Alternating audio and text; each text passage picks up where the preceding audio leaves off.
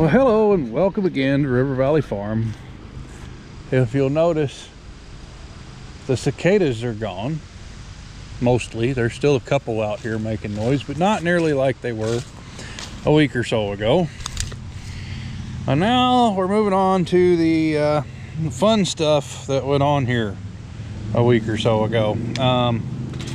Remember, I was having issues with the tedder, and you know, the tines kept digging in, so on and so forth. The final straw was the lock pin in the end of the PTO shaft here. It flew out, so I got a new one of them, put it in there today.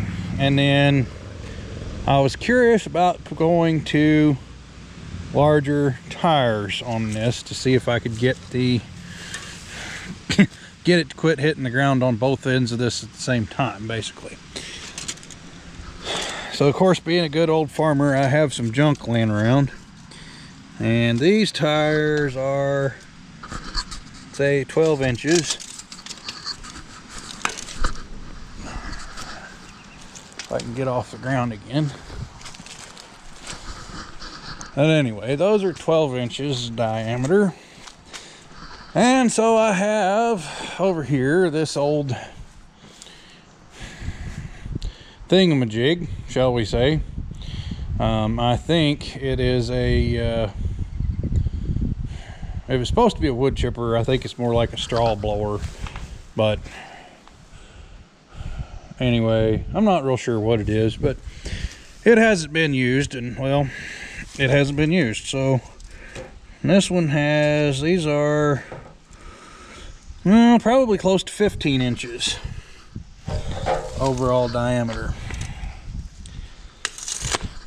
And I think that the center is the same size as what it is on the tedder. Wouldn't that be easy?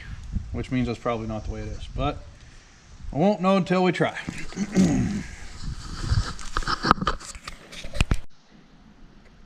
Oh yeah, and then there's this thing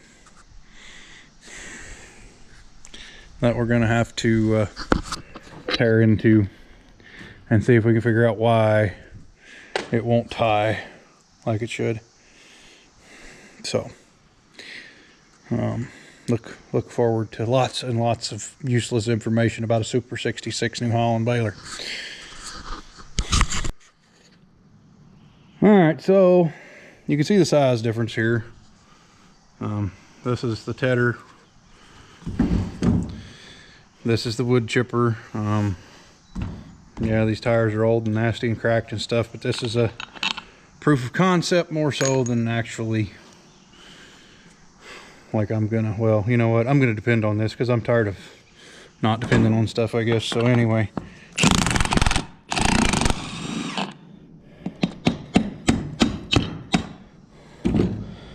I gotta get an Allen wrench, take this thing off, and then we'll be able to make sure that the insides are the same.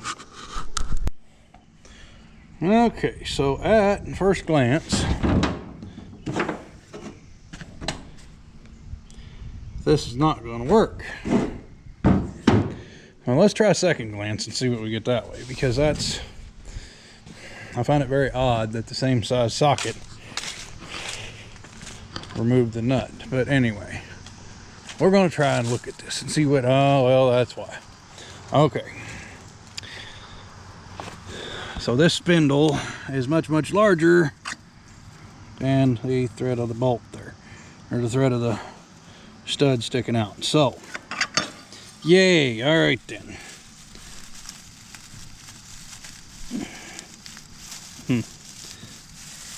Well, that's really on there. Anyway, time to do some thinking. Okay, so it's not on there, but it's you know, now I know what I need to do, or what I want to do. Whether it'll actually help anything or not, I don't know, but it can't hurt anything, right? But anyway, we're gonna go with that 480/400 size tire, see if I can get wheel See if I can get a wheel that'll fit it. That'll fit the Tedder with that size tire and go from there. You can see that makes just a huge difference in the height of that thing. And yeah, even at that point, if I have to TED, which another odd thing about this is, you know, this is your tilt adjustment, right? So, you know, you can tighten it in, tip it forward this much, but you can only tip it back a very little bit. So, you know, that's a very, I don't know. I would think the thing should have had taller tires on it to begin with, but that's me. So that's what we're going to do with that. I'm going to track down, or see if I could track down anyway, taller tires that'll fit on that thing, because it's kind of a must-have in this area. Which today is very, very uncalled for, or uncommon, not uncalled for. I love it. But, you know, it's 75 degrees and very low humidity today. Tomorrow, I think it's supposed to be similar. But then the day after that, we're supposed to be back to 90 and very, very humid. And high possibility of rain. So, fun stuff. Anyway. So yeah, that's what we're gonna do with that. I'm gonna see if I can find a 480, 400 wheel and tire with a 1-inch center and possibly a bearing like this has, which those are not real good, but anyway. Or, I don't think, no, that won't work. This is a 410, 6, whatever that is, anyway. So yeah, I'll go to the local hardware store and see if I can find one of them, and if they don't have them, can't get them, then I'll go to Tractor Supply, I guess. Anyway, that's pretty much it for that thing. I guess we could talk about this for a little bit, because we're not too long yet, I don't think. So, well, actually, let me pull these knotters up, and I'll show you my final straw, why I quit with it the other day. All right, so here is what made me say enough is enough. I went once to cycle the knotter by hand with the baler, or, you know, cycle the knotter, trip the knotter here with the baler under power to see if it was gonna, see if it would run or not. And anyway, whatever I did, I pulled the clutch lever off of its roller here, and it settled down on this, so the knotters just cycled until I shut the baler off, basically until I shut the PTO off and the baler stopped. So that creates a lovely mess, as you can see. And this one is very similar, if not worse, because I think this one actually started, yeah, it kind of started to braid. So that's why I decided to park this thing that day and went and got my uncle's 124 Massey, because I was out of, well, I'd been out of patience with it for quite a while. But anyway, I was very over it at that point, and was not going to deal with it anymore that day, and went and needed to get the job done. So that's what I did. We went and got the 124. We got the hay baled. You know, I love this little baler, but I think that's just it. It's just a little baler, and it's not really going to work for current hay conditions. You know, this thing would be absolutely wonderful if your hay crop was 18 inches tall. I don't think I can grow grass that short around here, to be honest with you. Maybe I could if it was a really dry year. We're not having a dry year right now. You definitely cannot apply fertilizer or spray for broadleaf weeds to eliminate competition for the grass. That doesn't help.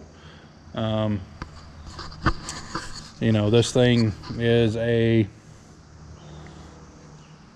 well, it's a late 50s model baler, and it's quite, I think quite truthfully, made to bale late 50s hay, which, you know, maybe when it was new it was better at it, but anyway, it's not new anymore.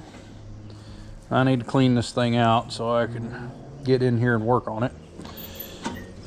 But anyway, so yeah, I gotta clear the all the twine off the knotters, get it down to where we can see what's going on here. Well, I'm not gonna trip anything right now, but we're just gonna get down to where we've got a clean piece of twine coming into here and there, and then I don't know, I'll see how long this video is, and then maybe we'll wait until tomorrow, or I'll start another one. Probably start another one, so we know not to be, I'm not confusing everybody. But anyway, so recap before I say thanks for watching and all that good stuff. Okay, number one, thanks to everybody who's subscribed here lately. I'm just here doing what I do. I don't get a whole lot of views, but I'm getting 750 subscribers, so you know, we're getting somewhere, I guess, maybe. So as I said, we're gonna get the taller, see if I can find taller tires for the Tedder, because it'll just make it better, I think. It definitely can't hurt it. And then I'm gonna start getting this thing, I'm gonna clean this thing out and start cleaning it up anyway, start cleaning up this mess that it is, and then see what, if anything, we can do different. I bought some sizzle twine, so we can try that. Maybe it'll help, maybe it won't.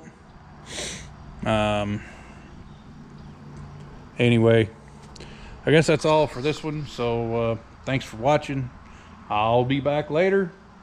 Probably look real similar to what I look like right now, but anyway, it'll be another day's video. So yeah, I'll be back.